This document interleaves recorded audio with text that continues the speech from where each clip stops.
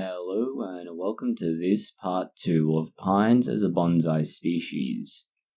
This part of the pine series looks at some of the other pine species that are less common but also make for excellent, if challenging, trees. In this video we are going to specifically look at red pines, a less common but still seen species of pine used for bonsai.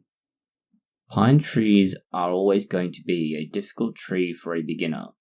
They have slow growth throughout the year, which is followed by a sudden flush of growth. This is always seasonal and always needs to be controlled, or else you get incredibly long branches with massive lengths between nodes. They are also prone to damage from wire, and it takes a long time to heal. The branches can be difficult to train after they have set, and this means you have between 12 and 24 months to position a branch before it becomes an absolute nightmare.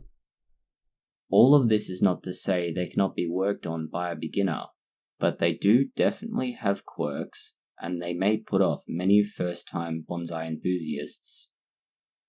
You'll find pine trees across the northern hemisphere, and there are many examples found.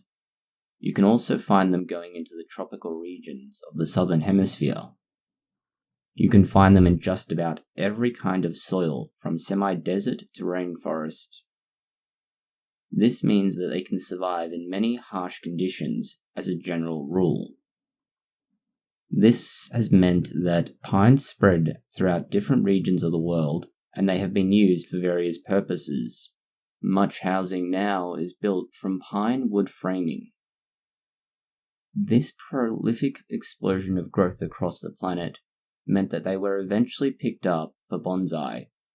The Japanese tend to favor the black and white pine, but you'll also find that varies by region. In this case, the red pine is also common in Japan.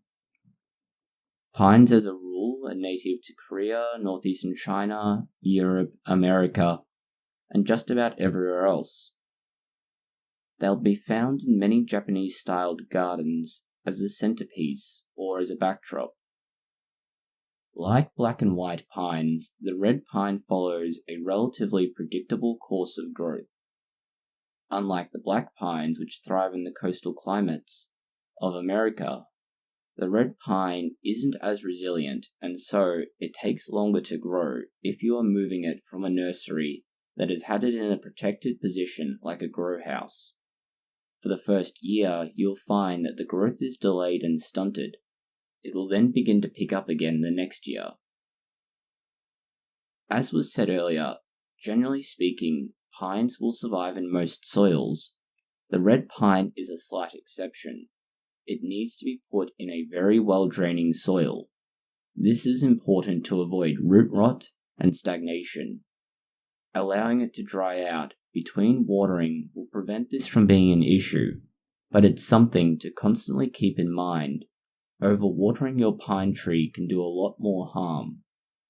And as with many bonsai, overwatering is the leading cause of death.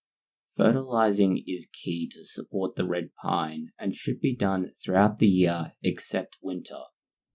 Remember to move from a relatively low nitrogen fertilizer but high in phosphorus and potassium, to a gradually higher nitrogen concentration through spring to summer. This will support all of that extra growth.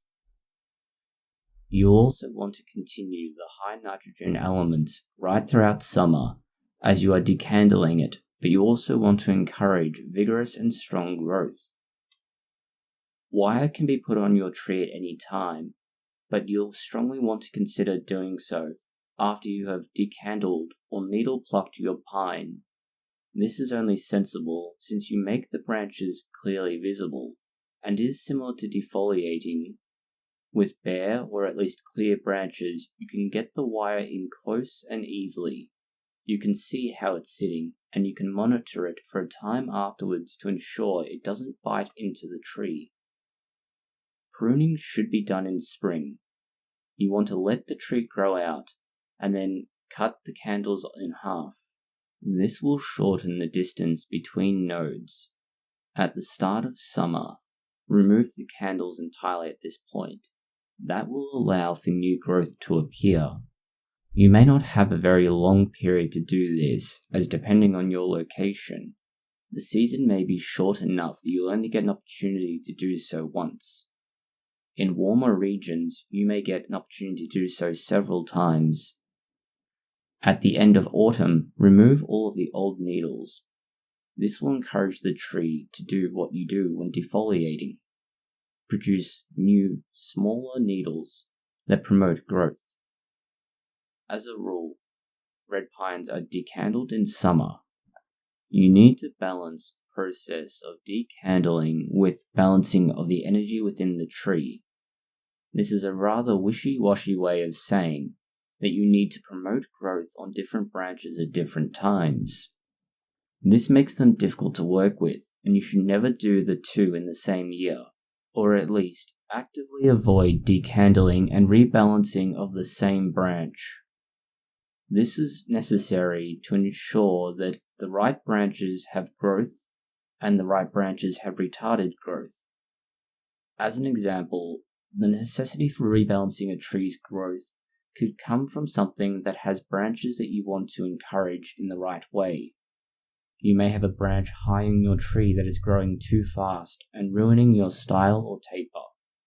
Removing needles or decandling will slow that down and lead to the energy being directed elsewhere.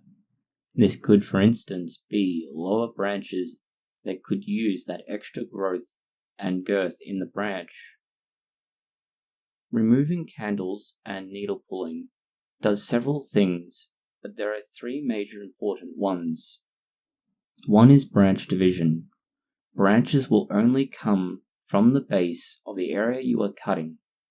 This is much like other trees, like a maple, but branches will only come from a node. You are shrinking those nodes, meaning there's a shorter space in between them. This also has a carry-on effect of making for shorter needles. As with defoliating other trees, the pine will put out more smaller needles to increase the surface area, and therefore the efficacy of photosynthesis. And finally, some pines may not do this, but you are hoping to get back budding.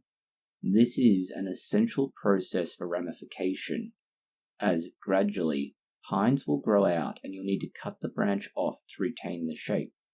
Unless you have back budding, you cannot get that branch to show up, and without a branch to take over, you either have to remove it entirely and hope something else grows, do without, or leave it there. With red pines, once a branch gets to 4 to 5 years and is well and truly established, the probability of back budding is much lower, and this is something to be very mindful of when you are styling your tree. You want to make sure that you always have something in place to take over. This may not need to be a very substantial branch, as you can grow it over time, but it needs to be there, especially with pines. You need to keep your red pine in full sun to part shade, preferably protecting it in early spring from those late frosts. Repotting should be done in spring or autumn. Either one works, being mindful that in spring you'll need to accommodate the extra growth. In autumn, you will have done a lot of work to the tree, particularly removing all of those needles. Avoid trying to do repotting, decandling, and needle pulling throughout the entirety of the tree in 1 year. The reality of having such an intensively growing tree that puts such a drain on the soil you have planted it in means they must be repotted frequently. This can be as short as a 2-year window or as long as 5 years. The reason for this is simple enough. You've used up all of the existing material in the soil, and it needs to be replaced. It can also become compacted, which is another issue and prevents oxygen exchange. And overall, this can lead to a waterlogged tree. Since pines don't like being waterlogged, this will very quickly kill it. Therefore, repotting regularly is important. The biggest killer for your pine is going to be root rot. and this comes from watering too often, using the wrong soil that doesn't drain effectively, or having a soil that is so old that it doesn't drain effectively. There are very obvious signs that this is occurring, primarily dieback of foliage and major branches. You can also test this by simply feeling around the top of the pot. You'll find that the soil is quite solid. This is an obvious sign that your tree has become pot-bound. The simplest means is to repot it immediately and put new soil in there to accommodate the fact that there is existing water. You may want to consider using something like a root-promoting tonic when you initially repot it, but leave it be for about a week afterwards to ensure all of the water drains out effectively and the tree can at least dry out a little bit. This will ensure it can put out new roots into the new soil, and it should begin to recover, but avoid doing any major work to it, like decandling, pulling of the needles, or anything else that could adversely affect its ability to grow. Alternatively, you can take similar action to what you would for a juniper if it were dying, but ultimately, repotting is probably the first thing you should consider. In a simple summary, red pines are a slightly more delicate version of black pines. They need more care than black or white pines, and often are a little more labor-intensive once you get them going. They both need more attention to encourage their growth, and more attention to reduce or at least control their growth. They are not beginner-friendly, but if you have the time, preferably some sort of mentor, and are willing to put in the effort, you can get a lot out of them. Thank you for watching this video. If you found it interesting, consider liking, sharing, and subscribing. Please post any comments, questions, or suggestions below.